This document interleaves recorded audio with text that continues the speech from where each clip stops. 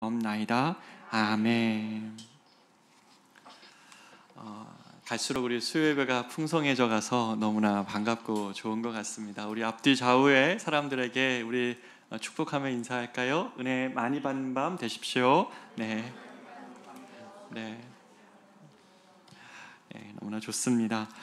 우리 같이 나누고 싶은 말씀은 열왕기상 7장 40절에서 51절까지의 말씀인데요. 우리 한 절씩 교독하시고 마지막 절을 합독하도록 하겠습니다. 열왕기상 7장 40절부터 51절입니다. 40절 읽겠습니다.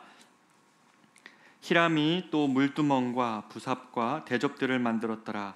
이와 같이 히람이 솔로몬 왕을 위하여 여호와의 전에 모든 일을 마쳤으니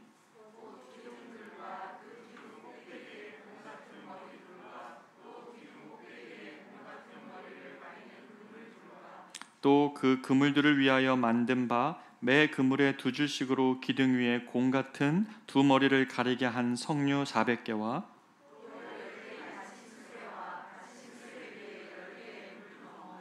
한 바다와 그 바다 아래에 소 12마리와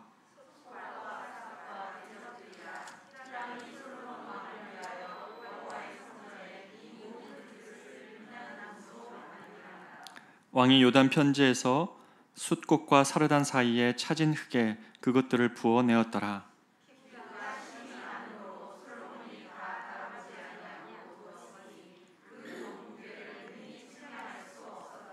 솔로몬이 또 여호와의 성전에 모든 기구를 만들었으니 곧 금단과 진설병의 금상과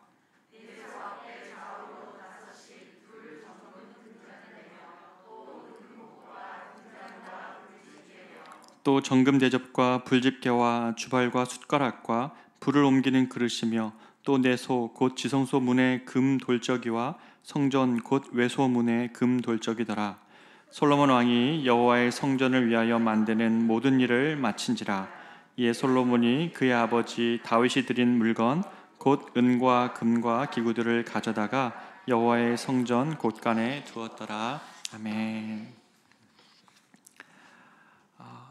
웬 수요일 밤에 이렇게 어려운 본문을 가지고 나누는가 아마 생각하실 수도 있겠습니다. 우리가 많이 레위기 같은 구절에서 성경 통독하다가 많이 멈춰지죠. 그런 것처럼 이렇게 성전 안에 있는 기구들을 설명하는 이런 내용들도 여러분 막 그림으로 잘 그려지지 않아서 어려울 수 있는데요. 오늘 본문은 사실 성전 그 자체를 짓는 내용보다는 이스라엘 백성들에게 있어서 성전이 곧 하나님의 임재를 상징하고 또 하나님의 임재 가운데 그들이 하나님 나라 백성 되는 그 귀한 일이었기 때문에 이 성전과 관련된 건축보다는 이 성전을 이루는 과정에 관해서 좀 여러분과 같이 나누고 싶습니다. 열왕기상 5장에서 7장은 이스라엘 백성들이 이 가나안에 정착한 다음에 다윗을 통해 통일 왕국을 이룬 후에 이 성전을 짓게 된 내용을 다루고 있습니다. 오늘 본문이 그 7장 제일 마지막 구절인데요. 특별히 오늘 본문에서는 이스라엘 백성들이 이제 성전을 다 짓고 나서 이제 하나님께 봉헌식을 해야 되는데 그 봉헌하기 전에 이 성전 건축에 관한 내용을 정리하는 본문입니다. 저는 이 본문을 통해 이 건축이라는 것 자체보다는 하나님 나라를 함께 세우는 그 과정에 대해서 이 성전을 함께 세우는 과정에 대해서 여러분과 집중적으로 좀 나누고 싶습니다. 이 본문을 통해서 오늘 제목처럼 함께 세워가는 하나님 나라라는 이 제목이 우리에게 어떤 의미로 다가오는지 여러분과 나누고 싶습니다. 40절에서 오늘 45절 초반부에 보면 한 사람이 등장하죠. 그 누굴까요? 바로 히람이라는 사람입니다. 이방 땅인 두로에서 온 사람인데요. 하필 이 당시에 두로의 왕도 이름도 히람이었어요. 그래서 왕의 이름도 히람이었고 오늘 이방 땅에서 온 이 대장장이 히람도 같은 이름이었습니다. 이 히람은 오늘 본문 40절, 41절 초반에 보면 번제단에 사용되는, 그러니까 성전을 지었을 때 바깥 외성소가 있죠. 구멍이 뚫려져 있는 이 바깥에 번제를 드려야 되니까 구멍이 뚫려 있었겠죠. 그 성전 마당에 있는 여러 기구들을 만들었습니다. 부삽과 대접들을 만들었다는 내용이 나오고요. 그리고 이 저자는 이 히람이 지금까지 제작한 성전에 쓰이는 모든 물건들을 만들었다고 나옵니다. 야긴과 보아스, 여러분 성경을 보다 보시면 이 야긴과 보아스 나중에 언제 한번 설교할 기회가 있겠지만 정말 은혜가 되는데, 이 야긴과 보아스라는 성전 앞에 있는 큰 두 기둥, 이름이 새겨져 있어요. 기둥 앞에 야긴과 보아스, 이 두 기둥도 만들었고, 또 이 두 기둥 꼭대기를 장식한 석류 모양의 그런 장식물들, 또 바다라고 불려져 있는, 이름도 참 히브리어인데도 우리에게도 좀 의미가 주어지는 것처럼 큰 물 항아리가 있었는데 그게 바다였습니다. 그것도 노수로 만들었고, 그 큰 물 항아리를 받드는 황소들도 다 노수로 만들었다는 거죠. 그리고 물두멍이라고 성전에 들어가기 전에 손을 씻는 그것을 만들기도 했고, 또 번제단에 쓰이는, 그러니까 불을 지폈으니까 부삽과 대접들, 아무튼 이런 모든 것들을 이 대장장이 히람이 노술 부어 만들었다, 이렇게 기록을 하고 있는 것이죠. 히람이 총책임자가 되어가지고 이 모든 청동으로 만든 이 성전 마당에 쓰는 기구들을 그가 만들었다고 이렇게 기록합니다. 그럼 저는 이 묵상을 하면서 이 히람이 너무나 은혜가 됐어요. 왜냐하면 이 히람을 우리가 좀 주목해 볼 필요가 있는데요, 이스라엘의 첫 번째 성전을 짓는, 물론 이스라엘 솔로몬 성전 다음에 제2성전도 지어지고 있지만 첫 번째 성전을 짓는 이 일만큼은 매우 중요한 일인데 여기에 히람이 사용되었다는 겁니다. 그가 어떤 배경을 가진 사람인지가 중요한데요, 열왕기상 7장 13절 14절, 오늘 7장에 수록되어져 있는 그 앞부분을 보면 이렇게 기록되어 있습니다. 우리 같이 한번 읽어볼까요? 시작. 솔로몬 왕이 사람을 보내어 히람을 두로에서 데려오니 그는 납달리 지파 과부의 아들이요 그의 아버지는 두로 사람이니 놋의 대장장이라. 이 히람은 모든 놋 일에 지혜와 총명과 재능을 구비한 자이더니 솔로몬 왕에게 와서 그 모든 공사를 하니라. 아멘. 히람이 배경이 밝혀지고 있죠. 이 히람이 어떻다는 겁니까? 아버지가 두로 사람이었어요. 그러니까 이방인이었다는 거죠. 이스라엘 바로 위에 두로와 시돈이라는 도시국가가 있었는데 그 이방 국가의 사람이 바로 히람이었습니다. 그리고 어머니는 납달리 사람이었던 것 같고 아버지는 일찍 돌아가신 것 같아요. 그러니까 납달리 과부 히람이라고 얘기하고 아버지는 두로 사람이었더라, 이렇게 얘기하는 것이죠. 근데 당시가 어떻습니까? 북의 중심 사회였습니다. 그렇기 때문에 종족의 결정이 될 때 아마 이 히람은 유태인이라기보다는 이방인에 가까운, 엄마는 분명 유태인이 맞았지만 아버지가 이방인이었기 때문에 이 시돈 사람에 가까운 사람이 되었을 겁니다. 두로 사람에 가까운 사람이 되었을 것입니다. 이 당시의 배경을 볼 때 유대인들의 입장에 보면 이 히람은 혼혈인이에요. 사실 혼혈이 무슨 문제가 되겠습니까? 오늘날 같은 사회에는 많은 국제 결혼이 많으시고 또 그렇게 하시는 분들이 많이 있으시기 때문에 큰 어떤 어려움이 없지만, 이 당시에만큼은 정말 유대인들의 이 폐쇄적인 생각 앞에서는 그는 이방인과 섞여져 있는 혼혈인이었다는 거죠. 그렇기에 아마도 이가 예루살렘 이스라엘 안에 살지 못하고 아버지를 따라서 두로 땅으로 간 것 같고, 또 아버지의 직업이었던 대장장이 역할을 받은 것 같아요. 가업을 승계받은 것 같습니다. 이 두로 땅은 철이 났던 곳이거든요. 그래서 철을 다루는 재련 기술을 가진 대장장이들이 많이 있었습니다. 솔로몬 왕은 두로의 왕이었던 히람, 이 대장장이 히람 말고 그 왕에게 놋을 다룰 기술자를 좀 보내달라, 우리가 성전을 지어야 되니까 기술자를 보내달라 그랬는데 하고 많은 기술자 중에 누가 왔다고요?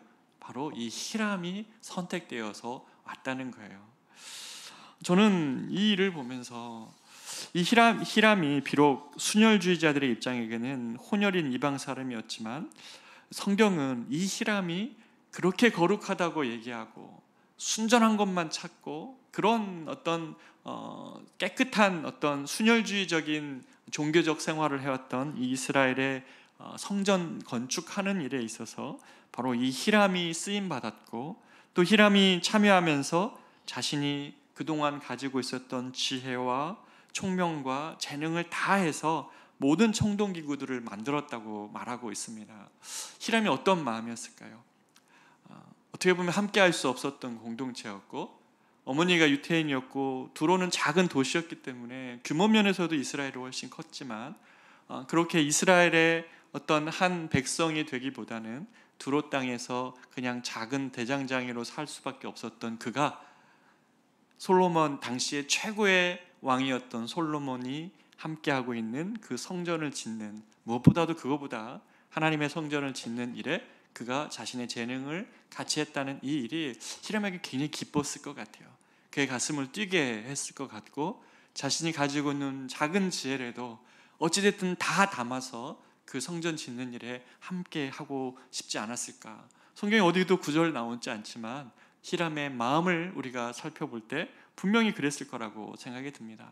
저는 이 구절을 보면서 아직은 희미한 형태이긴 하지만 하나님 나라가 인종과 편견을 뛰어 확장되고 있다는 사실을 이 작은 구절 하나에서도 이미 보여주고 있다는 것이죠. 완벽한 것 또는 어떤 특정한 누구 또는 어떤 세상에서 가장 탁월한 어떤 사람에 의해서가 아니라, 참 어떻게 보면 그냥 이방 땅에서, 두로 땅에서 그냥 대장장의 역할로 인생을 그냥 끝낼 수 있었던 그런 작은 자 하나가 하나님의 이 위대한 일에 초청되어서 같이 자신의 재능과 지혜를 발휘하면서 그 가슴 뛰게 그 역할을 감당해 왔던 그 히람, 그 마음이 어땠을까? 저는 이 본문에서 그 히람의 마음을 엿보게 됩니다. 히람과 더불어 이 성전 건축에서 빼놓을 수 없는 사람은 바로 솔로몬 왕이죠. 47절에 보면 이렇게 이야기합니다. 이 히람을 중심으로 만들었던 성전의 그 놋 기구들이 너무 많아가지고 47절에 보면 기구가 심히 많으므로 솔로몬이 다 달아보지 아니하고 두었으니 그 놋 무게를 능히 측량할 수 없었더라.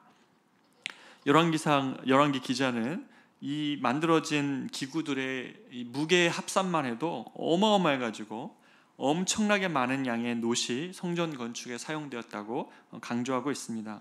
이를 달리 얘기하면 성전 건축을 주도했던 솔로몬 왕은 이 성전을 세워감에 있어서 필요한 것들을 아낌없이 사용했다는 것을 보여줍니다. 다 달아보기 어려울 정도의 놋이 사용되었다는 것이죠. 여러분, 솔로몬은 이 이어진 구절 48절에서 50절에는 이 성전 뜰 기구는 다 놋으로 만들어도 되지만 이제 성전 마당을 넘어서 성전 안으로, 구체적 건물 안으로 들어가면 그 안에 있는 모든 기구들은 이번에는 금으로 만듭니다. 하나님의 장소, 임재의 장소였기 때문에 당시에는 이 그리스도의 십자가까지 아직 가지 못했던 그 당시에만큼은 하나님의 임재 장소였던 그곳은 모든 것이 다 금으로 만들어졌어야 됐습니다. 그래서 단상과 떡이 12개의 떡이 진열되어져 있는 진설병의 상, 그리고 하나님의 빛을 상징하는 등잔대 7가지가 있었던 등잔대, 대접, 불집게, 숟가락, 심지어 지성소와 성소에 사용된 이 돌저기까지 모두 금을 사용해서 이렇게 제작을 합니다. 저는 이 본문을 보면서도 그렇습니다. 솔로몬은 사실은 자신이 준비한 것은 아니었어요. 사실 뒤에 보면 나오겠지만 모든 내용은, 이 모든 물건은 다윗이 준비한 것이었어요. 근데 제일 재미있는 것은 이 5에서 7장 성전을 짓는 사이에 중간에 한 구절에서, 한 단락에서 솔로몬 궁을 짓는 장면이 나옵니다. 만약에 솔로몬이 욕심을 냈다 하면 다윗이 막 준비했던 이 중요한 것들 다 자기 궁으로 다 만들었을 것 같아요. 다시 더 좋게, 기왕이면 좀 더 좋은 재료로 솔로몬 궁을 위하여서 다 썼을 것 같은데 솔로몬이 그렇게 하지 않았다는 거예요. 성전을 위하여 준비되었던 모든 것들은 아낌없이 성전을 위하여서 그가 다 사용하고 있습니다. 그리고 나서 51절에 다윗이 등장을 하는데요. 51절에 다윗은 보면 우리가 알다시피 이 성전 건축의 원래 처음 아이디어는 누구였습니까? 다윗이었어요. 그렇죠? 아버지 다윗이었습니다. 다윗이 소망을 했습니다. 왜냐하면 다윗은 성경의 다른 구절에 보면 이렇게 돼 있어요. 하나님의 장막이 저기 어디 수풀에 가서 잊혀져 있다는 거예요. 그러한 기록을 보면서 다윗이 너무나 마음에 그랬고, 나는 백향목 상하궁에 사는데 하나님의 전이 저기 어디 수풀 안에 회막이 그렇게 되어져 있다는 이야기를 듣고 하나님의 전을 만들고자 하는 그런 건축에 대한 소망을 갖고 있습니다. 저는 뭐 성전 건축을 얘기하고 싶은 게 아니에요. 다윗은 이 모든 건축 자재를 다윗은 하나님을 위해서 준비했습니다. 하나님은 그런데 이 다윗의 마음이 아무리 합했어도 그가 하나님의 전쟁에서 하나님이 하라고 했던 전쟁이기도 했는데 이 전쟁에서 너무 많은 피를 다윗이 흘리자 다윗에게 이 성전 건축하는 것을 다윗에게 허락하지는 않습니다. 대신 다음 세대인 아들 솔로몬이 짓도록 하게 합니다. 그런데 놀라운 것은 뭡니까? 솔로몬이 놀라운 것은 다윗이 준비한 모든 것들을 그가 자신의 궁을 짓는 데 쓰지 않고 빼돌리지 않고 정말 하나님의 것으로 다 드렸다면, 다윗이 놀라운 것은 뭐냐면 자기가 못 짓는데도 결국 준비하다가 자기가 주인공 안 되는 것임에도 불구하고 다윗이 끝까지 준비해요. 다윗이 자신이 주인공 안 되죠. 솔로몬 궁이라고, 솔로몬 성전이라고 그 이후의 모든 역사는 그렇게 말해요. 다윗 성전이라 얘기하지 않습니다. 그러나 모든 재료는 누가 준비하냐면 다 다윗이 준비를 합니다. 역대상 22장을 한번 볼까요? 역대상 22장 제가 발췌독으로 1절에서 4절 14절 한번 읽어보겠습니다. 다윗이 명령하여 이방 사람을 모으고 석수를 시켜 성전을 건축할 돌을 다듬게 하고 문짝 목과 거물못에 쓸 철을 많이 준비하고 또 무게를 달 수 없을 만큼 심이 많은 놋을 준비하고 또 백향목을 무수히 준비하였으니, 당시 잠깐 끊을게요. 백향목은 수입품이에요. 바로 이 두로에서 오는 겁니다. 이 두로 이쪽 지방이 철도 많이 났지만 백향목이 나는 곳이었거든요. 그래서 이 수입품이었던 백향목을 많이 준비했다는 거예요. 그러면서 또 끝에 다윗이 죽기 전에 많이 준비하였더라. 이게 다윗은 많이 준비한 거예요. 할 수 있는 최선을 다해서 백향목도 준비하고 철도 얼만큼 필요할지 모르니까 있는 대로 준비하고 무게를 달 수 없을 만큼 놋을 준비해 놨다는 거예요, 이미.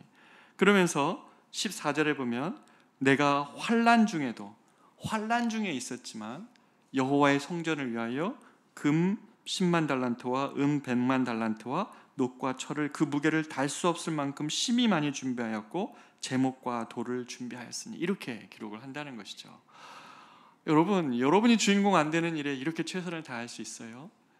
다윗은 자기 마음에 품었지만 하나님 허락하지 않았을 때 중단할 수 있었습니다. 그리고 어느 정도로 할 수 있었지만 그는 자신이 주인공 되지 않아도 하나님을 위하여 그는 짓고 싶었습니다. 그래서 최선을 다해서 정말 준비를 합니다.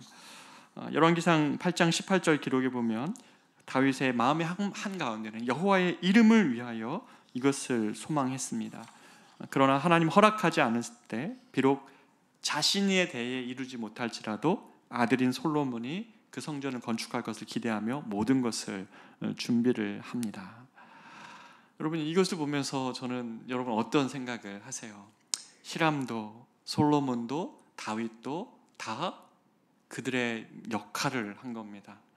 히람도 그냥 그 사연이 없었던 그가 아니라 아버지가 이방인이어서 어머니는 유태인이었음에도 불구하고 그는 이방 땅에 가서 그냥 그런 대장장이로 살 수밖에 없었고 또 그렇게 인생이 끝날 수 있었지만 참 하나님은 그 사람을 한 명을 딱 끄집어내셔서 이 성전을 짓는 일에 그의 지혜와 그의 능력과 그의 생각을 아름답게 사용하셔서 그 성전을 그렇게 만들어내셨고, 솔로몬이 얼마든지 욕심을 낼 수 있었지만 주님을 위하여서 그 많은 것들을 그대로 준비했던 것대로 다 넉넉히 사용하고, 다윗은 자기가 주인공 되지 않아도 솔로몬이 비록 그것을 하겠지만 넉넉히 최선을 다해 그는 준비한다는 것이죠.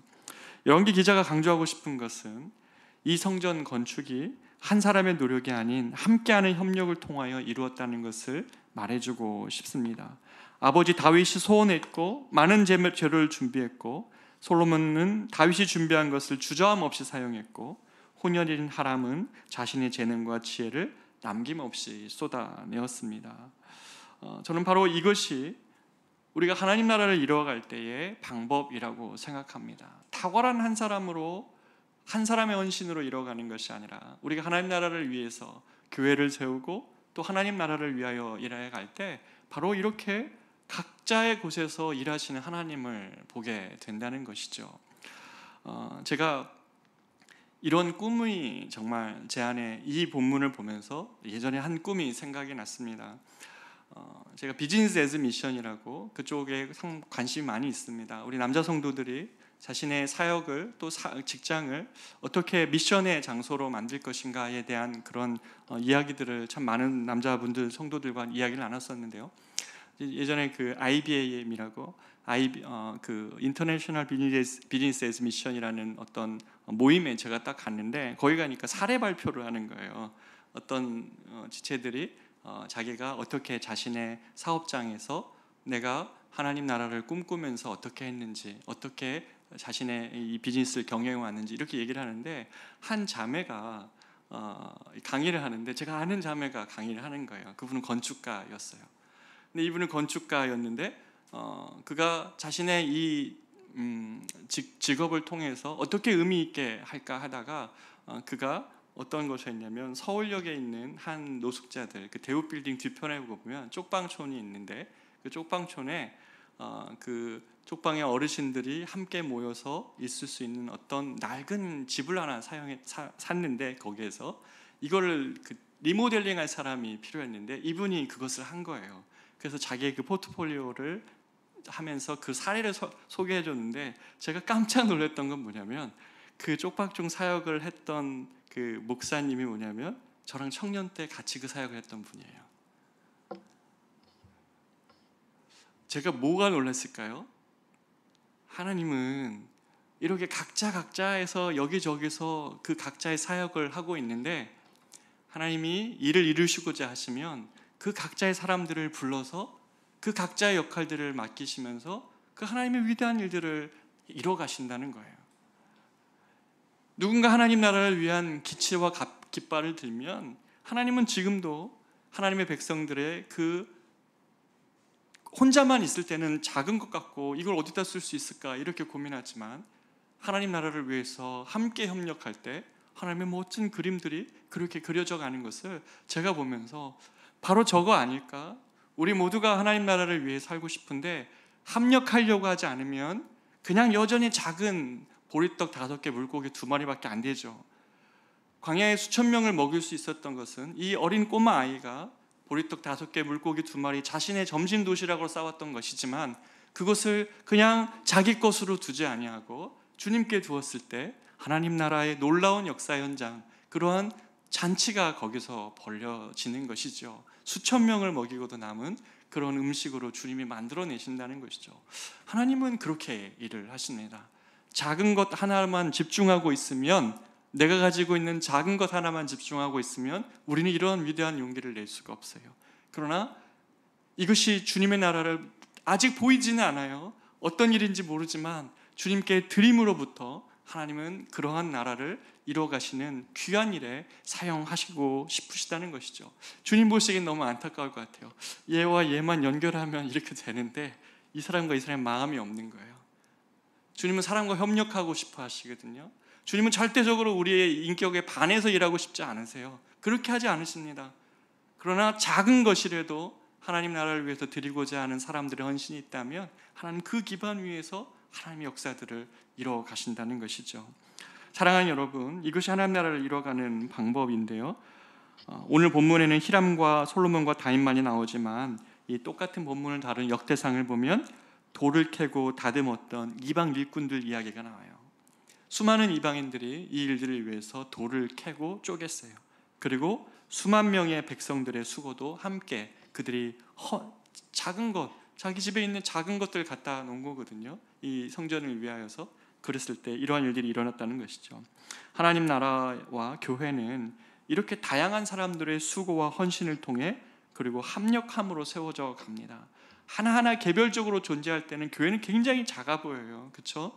작아 보이고 무엇을 할 수 있는가 너무너무 연약해 보이지만 하나님 나라를 위하여서 합력하면 그것은 마치 가루를 서마를 부풀게 하는 누룩과 같이 그것을 부풀게 할 수 있는 능력을 하나님은 교회에 주셨고 하나님 백성에게 주셨다는 것이죠.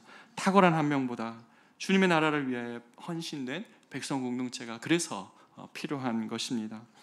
각자 자기 목 담당하기를 거절하지 않고 자신의 이름이 높아지려는 유혹보다 오직 하나님의 이름을 위하여 협력하는 것, 바로 그것이 하나님 나라를 이루는 방법인 것이죠. 이거에 대한 굉장히 중요한 샘플이 골로새서 4장에 보면 나옵니다. 골로새서 4장 10절 11절은 복음과 하나님 나라를 위해 동역한 바울의 동역자들의 리스트들이 쭉 나오는 본문이에요. 그 중에 10절과 11절만 한번 보면 우리 같이 한번 읽어볼까요? 시작. 나와 함께 갇힌 아리스다고와 바나바의 생질 마가와 유스도라 하는 예수도 너희에게 문안하느니라. 그들은 할레파이나 이들만은 하나님의 나라를 위하여 함께 역사하는 자들이니 이런 사람들의 나의 위로가 되었느니라. 아멘. 복음을 전하다가 함께 로마에 갇힌 이 아리스다고, 첫 번째 나오는 이 아리스다고가 누구냐면 이 사람은 데살로니가 이방인이라고 보는 게 맞아요. 우리가 지금 데살로니가 전서 보고 있잖아요. 아침에 큐티에 데살로니가 묵상 한번 하다가 저는 너무 많이 은혜를 받았어요.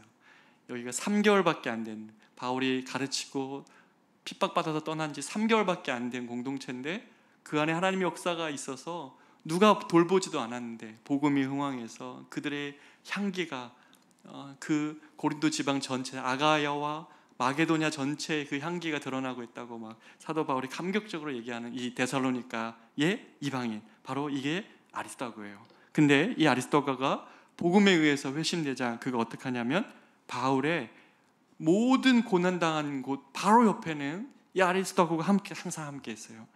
로마의 감옥에까지 그가 함께 했는데 오늘 사도행전의 기록에 보면 아리스다고는 바울이 모든 고난당한 장소에 항상 옆에 있었어요. 근데 사람 주목하지 않죠. 바울만 우린 기억하잖아요. 그런데 유라굴라 광풍을 만났을 때 아리스다고가 함께 있었어요. 그리고 에베소에서 돌팔매질을 바울이 당할 때 그때도 아리스다고가 옆에 있었어요. 그리고 지금 로마 감옥에서도 이 아리스다고가 함께하고 있어요. 복음이 한 사람을 변화시켜서 하나님 나라를 이뤄가는 이 위대한 사도 바울의 이 전도 여행 가운데 아리스다고라는 정말 우리는 주목하지 않는 한 사람이었지만 바울은 이 사람이 잊혀지지 않기 위해서 이 이름을 기록하고 이 아리스다고는 나와 함께 갇힌 자였다 이렇게 기록을 하고 있다는 것이죠. 마가는 어떻습니까? 마가의 직업은 의사였죠. 근데 그가 1차 전도 여행 중도에 이 마가는 포기합니다. 힘들다고 포기했어요. 그런데 이 마가는 바나바의 사촌이거든요. 생질입니다. 바울과 바나바는 굉장히 쌍두마차 같은 리더십을 가지고 있었었는데 이 중도에 포기한 이 마가를 2차 연도 여행 때는 데려갈 수 없다. 바울의 입장은 그랬고 그래도 자신의 생질이었던 마가에게 그 한 번 더 기회를 줘야 되지 않겠냐라고 바나바는 얘기했기 때문에 그 친했던 바울과 바나바가 이 일로 인해 갈라져요. 서로 다른 2차 연도 여행 때는 다른 길로 갑니다. 어떻게 보면 이렇게 그냥 마가가 끝날 수 있었거든요. 근데 어떤 순간에 어떻게 변했는지는 알지 못하지만 어느 순간에 바울 옆에 바나바가 계속 같이 나오기 시작을 해요. 결국에는 하나님 나라와 복음을 위한 일에 마가가 마음이 회심을 했고 이제는 함께 감옥에 갇히기까지 수고한 동역자가 됩니다. 바울에게 있어서 마가가 너무 중요했어요. 왜요? 바울은 몸이 약한 사람이었어요. 의사인 마가가 그래서 항상 이 바울과 동역하면서 전도 여행 내내 바울을 살펴주었고 빌립보에서 매 맞고 감옥에 갇힐 때도 바나바의 생질 마가는 함께 합니다. 특히 육체적으로 연약했던 바울을 많이 돕지요.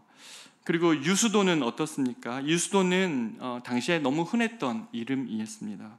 바울을 그렇게 괴롭혀했던 이 할레파 유대인들의 전형이 바로 이 유스도입니다. 근데 유스도가 어떤 특정한 사람일지 이름이 똑같기 때문에 너무 흔한 이름이기 때문에 누군지는 알 수는 없어요. 그러나 분명히 이 할레파 유대인이었던 이 유스도도 하나님의 복음에 의해서 마음이 사로잡혀졌고 그는 유대인으로서 그리스도인이 되는 이러한 일들이 유수도에게 일어났죠. 그래서 자신이 당할 핍박과 환난은 가벼이 여기고 하나님 나라를 위해서 바울과 함께 동역하는 이 유수도가 됩니다. 사도 바울이 이들의 이름을 쭉 열거한 다음에 뭐라고 얘기합니까? 사도 바울은 이들의 이름을 다 열거한 후에 바로 이 사람들이 하나님 나라를 위하여 함께 역사하는 자들이니 이런 사람들이 뭐요? 나의 위로가 되었느니라. 하나님 나라를 위하여 함께 역사하는 자들이니 이들이야말로 나의 위로가 되었느니라 라고 기록을 합니다. 사랑하는 여러분, 우리가 이 땅에서 예수를 믿는다는 것은 우리가 구원받고 또 이 땅에서 하나님 나라 백성으로 살아가는 그 삶이 있습니다. 근데 그 삶에 있어서 너무 중요한 이 원칙 또는 이 모습은 바로 이렇게 하나님 나라를 위한 귀한 동역들이 계속 아름답게 일어나는 거예요. 사도 바울이 분명히 그는 복음서 사도행전 이후에 사도 바울이 굉장히 중요한 인물로 나타나고 있지만 그와 함께하고 있었던 수많은 무명의 사람들 또는 너무나 중요했던 사람들이 그와 함께 동역을 했어요. 사도 바울은 어떻게 보면 팀이었고 그들은 하나님 나라를 위한 귀한 동역자들로 이루어져 있는 전도 여행 팀이었다고 봐도 무방합니다. 사랑하는 여러분, 그렇다면 우리가 혼자 신앙생활하고 있는 것에 대해서 여러분 한번 좀 고민을 해보셔야 돼요. 나는 교회 왔는데 제가 대형 교회를 사역하면서 제일 안타까웠던 것이 그거였어요. 하나님 주일에 와서 위로받는 것도 좋고 하나님 말씀 듣는 것도 다 좋습니다. 그러나 서로에게 있어서는 아무런 연결이 안 돼 있는 분이 계실 수 있었어요. 큰 교회일수록 그럴 수 있습니다. 그런데 우리가 정말 신앙생활의 정수를 맛보고 또 그것이 그냥 내 마음의 종교가 주는 위로 정도가 아니라 하나님 나라를 이루어가는 기쁨을 얻으려면 옆으로도 연결이 다 돼 있어야 돼요. 공동체로서 연결이 돼 있고 또 함께 하나님 나라를 이루어가는 것이 무엇인지, 얼마나 그것이 우리의 삶을 의미 있게 하는지, 여러분의 직업과 여러분의 모든 달란트와 마치 히람이 하나님의 일을 맡겨졌을 때 그는 아무것도 아닌 존재로 있을 수 있었지만 그의 지혜와 능력과 모든 것을 다해서 기쁘게 그 일을 하면서 그가 오히려 하나님 나라를 위한 위대한 사람이 되었던 것처럼 우리 모두가 다 이러한 서로의 연결됨이 굉장히 필요하다는 것이죠.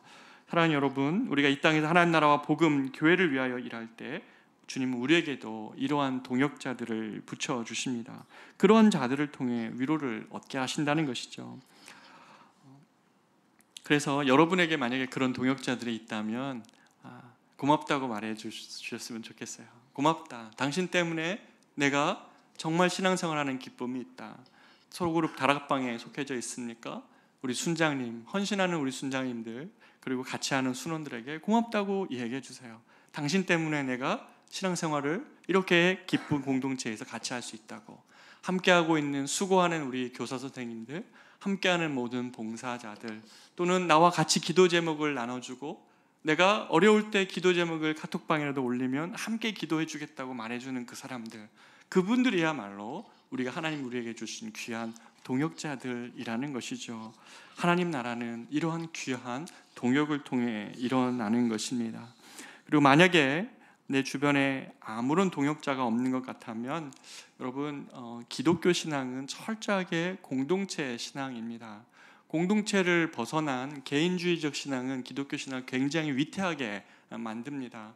홀로 있어서 이길 수 있는 사람 한 명도 없습니다. 신앙생활이 영적인 생활이고 영적 싸움과 우리가 매일매일 부딪힌다고 생각할 때 여러분의 힘듦과 어려움과 또는 어떤 사탄의 우리들의 마음을 흔들고 생각을 흔들고 우리 삶을 흔들려고 할 때마다 홀로 서 있는 사람은 너무나 쉽게 넘어질 수밖에 없다는 것이죠. 그런 의미 내에서 공동체 안으로 들어오십시오. 공동체와 함께 여러분의 신앙생활을 이겨나가고 또 그렇게 영위해 나가기를 간절히 여러분에게 부탁드리고 싶습니다. 우리가 기도할 때는 오늘 내게 붙여주신 좋은 믿음의 동역자들에 대해서 감사드리며 또한 함께 수고하고 함께 눈물 흘리며 함께 땀 흘리는 그들이야말로 하나님이 주신 내게 주신 선물이라는 사실, 그것을 여러분 잊지 않으셨으면 좋겠어요. 제가 오늘 오후 내에 어떤 좀 설교 준비를 위해서 어떤 책을 읽었는데 그 책에 참 그 아름다운 표현이 있더라고요. 우리가 우리의 인생을 내가 계속 얻으려고만 하면 삶은 선물이 아니라 투쟁의 장소밖에 안 돼요. 그러나 내가 오늘 주신 삶을 이것이 얻으려는 것이 아니라 내가 주님께서 나에게 주신 모든 삶이라는 사실을 인정하며 주님이 인도하신 대로 가면 삶은 선물이다. 선물이다. 우리의 삶은 선물과 같은 것이다 라고 그 책이 강조를 하는데 그것이 너무너무 동의가 되었어요. 삶이 선물로 여겨지지 않고 있다면 내 삶은 어딘가에서 주님이 내게 맡기신 일보다 더 과도한 일을 하고 있을지 모르겠습니다. 내게 맡겨주시지도 않은 일들 때문에 여러분 너무 고통하고 아파하는 것일 수도 있습니다. 바라기는 사랑하는 여러분과 제가 우리 이랬으면 좋겠어요. 아까 초반에 얘기 나눠드렸던 것처럼 이 오병이어와 같은 내가 움켜쥐고만 있으면 작은 거에 불과해요. 그렇을 것입니다. 그러나 우리가 주님 나라를 위해서 드린다면 하나님께서 이것을 사용해서 어떤 일을 이루실지 여러분 정말 기대 한번 해보셔도 돼요. 히람의 인생을 끌어내시고 솔로몬의 마음을 하나님 붙드시고 다윗의 준비하게 하시는 이 일들, 정말 아리스타고와 마가와 그 다음에 유스도를 바울의 옆에 두시면서 하나님 나라를 위한 귀한 동역자로 만들어 가시는 그 하나님 여러분 이것을 맛보고 싶지 않습니까? 홀로 신앙생활하는 것이 아니라 주님 나라를 위한 귀한 동역자 되어서 각자가 가지고 있는 그 작은 것이 사장되는 것이 아니라 하나님이 내게 맡기신 것이라고 믿고 드릴 때 하나님 나라를 위한 위대한 일들이 이루어지는 그 가슴 벅찬 감격, 신앙생활은 바로 그런 것입니다. 교회는 그것을 위해 부름받았습니다. 이 귀한 동역과 은혜가 사랑하는 저와 여러분의 삶 가운데 펼쳐지기를 축복합니다. 우리 같이 한번 찬양하기를 원합니다. 주님 나라 임하시네, 주의 날은 멀지 않았네. 우리 같이 한번 이 찬양 부르면서 같이 기도하기를 원합니다.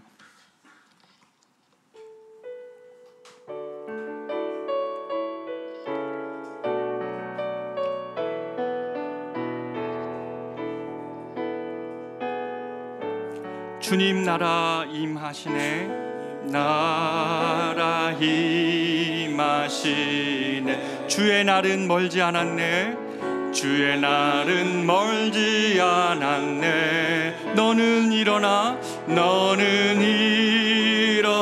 주를 따르라, 주를 따르라. 하나님 널 부르시네, 널 부르시네. 세상은 아직 어둠 속에 빛 대신 주 보기 원하네, 빛 대신 주 보기 원하네. 너는 일어나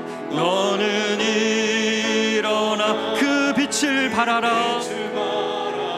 주님의 영광 내게 임했네. 일어나 주 위에 서라, 강한 용사여. 주님이 너와 함께 하시네. 주께서 다시 오실 길, 그 길 예비하라. 영광의 주님 오만 왕의 왕 곧 오시네. 세상은 아직 어둠 속에 빛 대신 주 보기 원하네, 빛 대신 주 보기 원하네. 너는 일어나 그 빛을 발하라. 주님의 영광 내게 임했네. 일어나 주 위에 서라, 강한 용사여. 주님이 너와 함께 하시네. 주께서 다시 오실 길, 그 길 예비하라. 영광의 주님 오만 왕의 왕 곧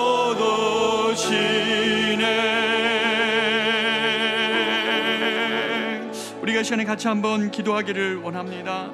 하나님 나라를 위하여서는 정말 한 사람의 위대한 사람이 아니라 정말 이 솔로몬 성전이 건축되며 그들이 다 그 건축을 놓고 하나님 앞에 기도할 때 그들을 둘러싼 하나님의 구름, 그 성전을 둘러싼 하나님의 구름과 함께 하나님의 위대한 임재가 그들 가운데 임했던 것을 그 온 백성이 보게 됩니다.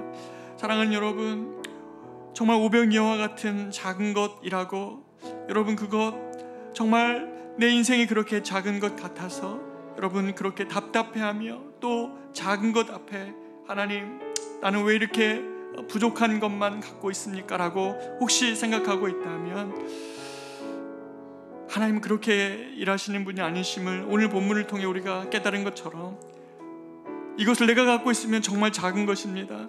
그러나 하나님, 내가 지금 보이지 않지만 주님을 위해 드리고자 합니다. 사랑하는 특별히 우리 여기 계신 우리 청년들, 여러분의 인생을 정말 하나님 앞에 한번 그렇게 한번 드려보십시오. 여러분에게 가지고 있는 그 지혜, 능력, 그거 하나님께 한번 드려보십시오.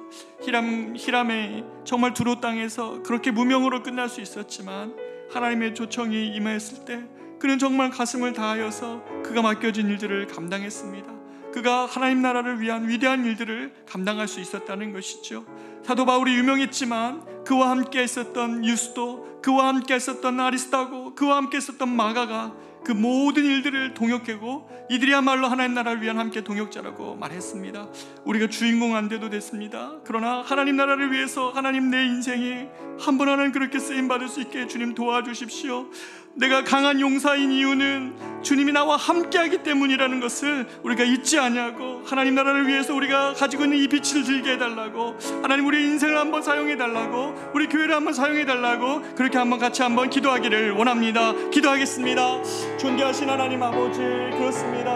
하나님, 오늘 이 찬양, 이 하나님 본문이 우리에게 보여주신 것처럼 하나님 솔로몬의 성전이 하나님 아름답고 그렇게 멋졌으며 그 화려한 것을 넘어서 아버지 하나님 그 두로 땅에 그 희망한 사람을 불러서서 하나님이 이들을 만드시고 아버지 하나님 솔로몬은 자기의 이름을 내는 것이 아니라 하나님 그것을 전용하지 않고 하나님 나라를 위해서 아낌없이 되어졌고 아버지 하나님 다윗은 자기가 주인공 되지 않아더라도 아버지 하나님 그 모든 것들을 아버지 성실하게 준비했던 아버지 다윗이었습니다. 아버지 이 모든 것들이 합하여서 하나님 나라를 이뤄가는 놀라운 일들을 감당하게 하였습니다. 아버지 하나님, 사도 바울이 하나님 그렇지만 그와 함께 있었던 동역자들, 하나님 나라를 위한 동역들 아리스타고 마가 누가 아버지 하나님 또 함께 했던 아버지 하나님 이렇게 유스도 이 모든 자들이 주님을 위하여 하나님 나라를 위하여 함께한 자들이었습니다.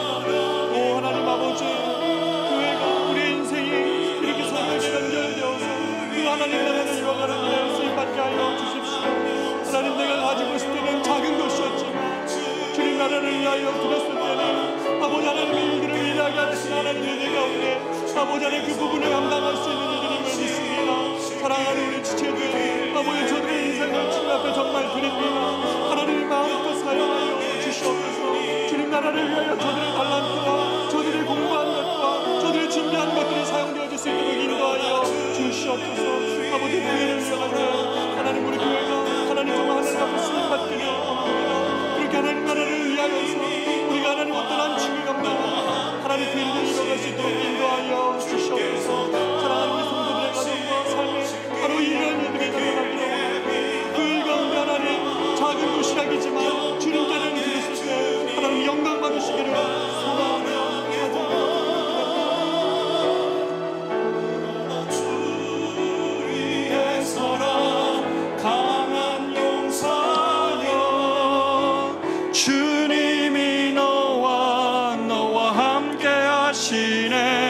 주께서 다시 오실 길 그 길 예비하라.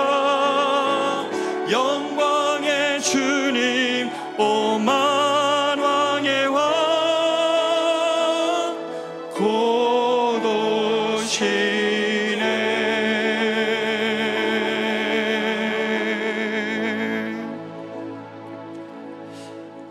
존귀하신 하나님 아버지, 사랑하는 우리 성도들, 우리 하나님 다 소시민입니다.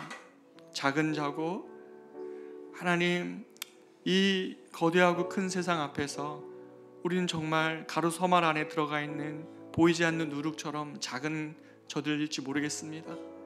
그러나 하나님, 저희들 소망함이 있습니다.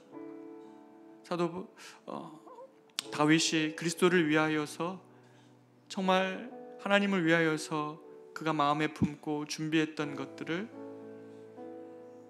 솔로몬은 아낌없이 사용했고 그 일들을 정말 무명의 히람이 감당하였습니다. 하나님, 우리 인생이 우리 손에 들려 있으면 작은 것일 수 있지만 하나님 손에 들려 있으면 하나님 나라를 위한 위대한 일에 쓰임 받을 수 있음을 믿습니다. 그것이 교회입니까? 그것이 주의 나라를 이루기 위한 우리 삶의 현장입니까? 특별히 우리 사랑하는 청년들, 하나님 이 시대를, 이 청년들을 일으켜 주십시오. 사랑하는 우리 자녀들, 하나님 저들의 마음 가운데 하나님 스스로 작다 여기며 세상이 만들어진 기준 앞에서 하나님 무너지지 않도록 주님 도와 주십시오. 하나님 나라를 위하여 꿈꾸면 내가 주인공 아니어도 되고, 내가 가장 큰 것 가지고 있어서 주님 나라 이루는 것 아니어도 되오니 하나님을 위한 삶의 결단이 있게 하여 주셔서 우리 아이들이 누구와 비교해서 큰 자가 아니라 여호와와 함께하는 인생 때문에 그들의 작은 도시락이 하나님 나라를 위하여 어떻게 쓰임받는지를 저들의 인생 가운데 경험케 하여 주시옵소서. 우리 교회가 이렇게 하나님 나라 이뤄가는 공동체 되게 하여 주십시오. 세상에서 가장 탁월한 자가 모여서 주님 나라 이루는 것 아님을 믿사오니 주여, 참 다양하고 참 다양한 모습으로 와 있지만 우리가 같이 이 하나님 나라를 이루는 일에 귀한 동역자가 되게 하여 주시옵소서. 그렇게 하실 주님을 찬양하고 높여드리며, 이제는 우리 구주 예수 그리스도의 은혜와 하나님의 말로 다 할 수 없는 사랑하심과 성령님의 인도 보호 교통 충만하심이 작은 도시락 주님께 드리며 주님 나라를 위하여 삶을 드리는 이 예배에 참여한 모든 성도들의 삶과 저들의 가정과 저들의 자녀들과 저들의 남편과 아내의 삶 위에 이제로부터 영원토록 함께 있을지어다. 아멘.